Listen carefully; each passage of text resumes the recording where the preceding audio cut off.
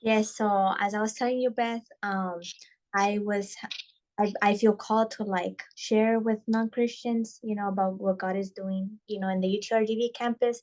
So I was kind of asking my director, how can I like mention it to them?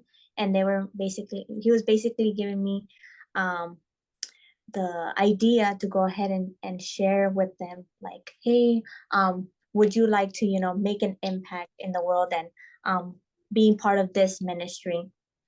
And I see that you're already making an impact in the world by, these organizations. You're involved in the Boys and Girls Club. Um, so yes, that's a little bit of like the feedback that he gave me. So now we're going to transition into like a role play, me and Beth. Vanessa, I'm so glad we got to have coffee together. Yeah, what have you been doing this week? Yeah, I mean, I've just been working. I've just been running errands and also, talking with people about, just things that I'm like really passionate about. Uh-huh. Yeah, what are some of those things you're passionate about? Yeah, I'm really passionate about just really helping out the youth. I just see them as like, the future generation, and um, I don't know, like it's Yeah. just really vital to like invest in them. Yes, oh, Vanessa, I'm so excited to hear you say that because I'm really passionate also about college students and I really want to invest in college students.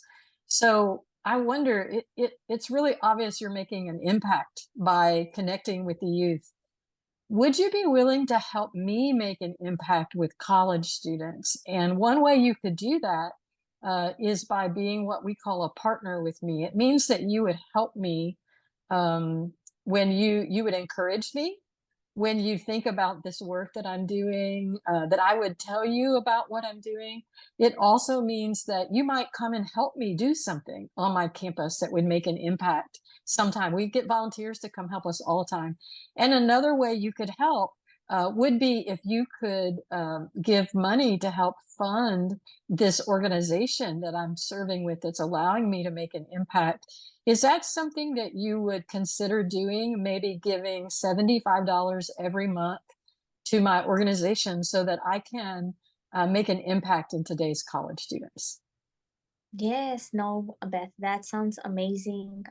Like I mentioned, I'm really passionate about youth, and as we're very passionate about college students, and they're the next generation. So of course, I would love to partner with you for $75. Yeah, that's wonderful. Thank you, Vanessa.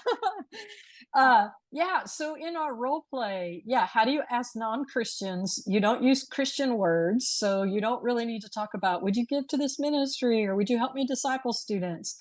If that's not how they think, don't use that language. I like Robert's suggestion. They want to make an impact in the world. So you might have to start off your meeting by finding out how they're making an impact in the world. Ask them what they're passionate about, or ask them how they are making a difference in the world, is another way you could say that. What's an organization that they volunteer with, or that they believe in and they want to support?